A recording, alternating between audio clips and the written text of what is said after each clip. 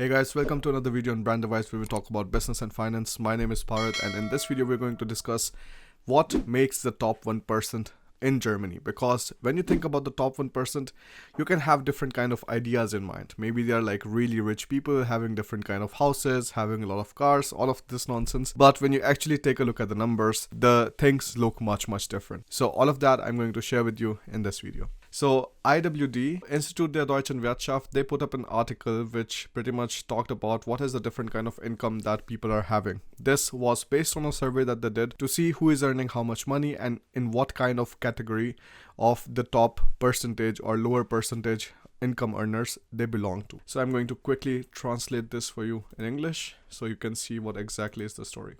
So if you see here that if you're single and you're in Germany and you have a net income of 3,529 euros, you're already considered amongst the richer 10%. Now, then they have a few more numbers. These are like pretty irrelevant for me right now, but we are going to directly jump to this diagram and we're going to discuss this. So for example, if you're a single person, the median income in Germany in 2017 is 1,946. After 2017, there hasn't been any kind of new data published, so that's the maximum numbers that we have right now. If you're in the top 10%, you're earning 3,529 euros. In the top 5%, you're earning 4,282 euros. And if you're in the top 1%, then you're earning 7,044 euros. Another important thing to remember is that all of these income that you are seeing, these are not gross salaries. That means the taxes have already been deducted from the income that this person earns, and what this person gets in hand is the number that we are discussing right now. So the net income. This is also including any kind of rental income you have, any kind of dividend income, any kind of other sorts of capital gains or some kind of other speculations that that person is doing along with the salary. Now let's talk about couples without children. So here the median income is 2,919 euros. That means in Germany, 50% of the people earn above 2,919 euros, whereas 50% earn below it. So here you can see you belong to the top 10% if you're earning 5,294 euros. You belong to the top 5% if you're earning 6,423 euros.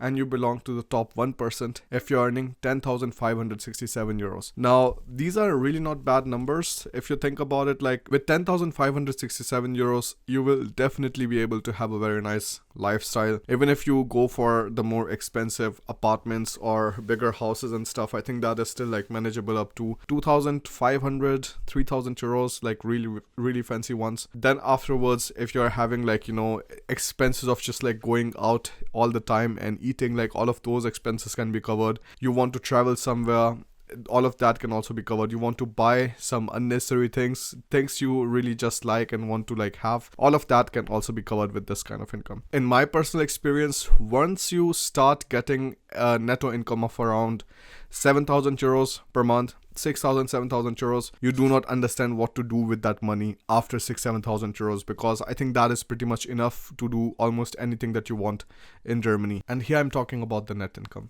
Now, if you are a person who is in a family with 2 children, then you belong to the top 10% with 7,412 euros, to the top 5% with 8,992 euros, and to the top 1% with 14,793 euros. So of course these are very interesting numbers, but I can tell you one thing, that the median income that you see in Germany, it is not exactly bad. I think a couple with a net income of 2,919 euros, if you take a look at the rent and stuff, 900 to 1,200 euros, you subtract that, you have 1,700 euros left.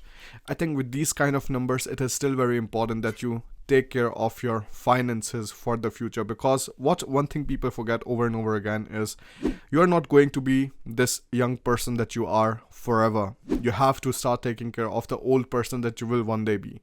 So for those kind of scenarios, I personally really believe that investing your money in the right places is very important. Real estate is also a good idea, but like I've told you guys many times before, that in Germany, it is very difficult for me to find good deals because real estate in Germany is massively overpriced. priced. If you're taking a look at a completely rundown house with a very small property, you would be able to get it anywhere from 450,000 euros to 500,000 euros. But if you compare the same kind of houses, for example, in Denmark, here we were able to buy this house that we have on the island Ero in Denmark for a fraction of that price. And of course, the house was not in such a great condition, and we had to spend at least, I think now we are hitting 110,000 euros. We had to invest inside this house. This house has a 2,400 square meters of property.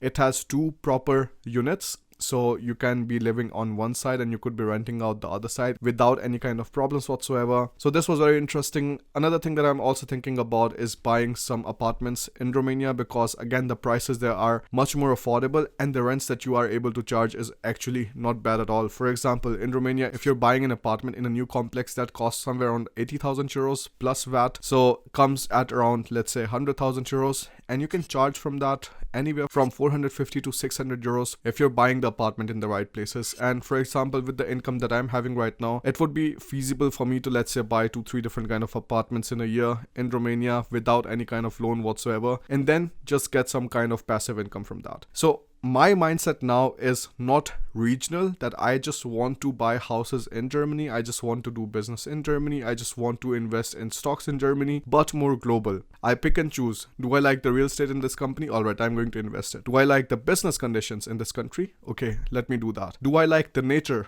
of this country? Then I buy a house there or something. I think that is a much better mindset than thinking like a frog in a well who never has the courage to jump out. Many of the people who are watching Brandawise, they're expats from different countries coming to live in Germany. So I don't think courage is a problem, because you have made the move once and you might be able to move it again.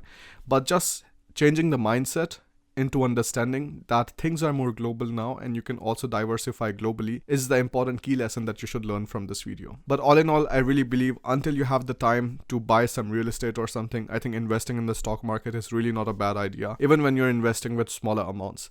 For example, you can start investing with Scalable Capital with as little as 25 euros. And also for the month of May, they have completely removed the minimum order volume. And now you can also invest in stocks with smaller amounts, let's say 10 euros, 20 euros and so on. But there you have to pay 99 cents of trading fee, even if you are in the Prime Broker. But if you have Prime Broker and you're buying stocks for more than 250 euros, then again, the standard conditions apply. You do not pay anything at all on the buying or selling, which is very nice. So definitely think about it. I've made videos about how do you go about opening your depot with Scalable Capital step by step, and I will link those videos in the description so that you can also get started with this. Now, let me know in what top percentage of the category that we discussed you belong to, and I look forward to your comments in the video.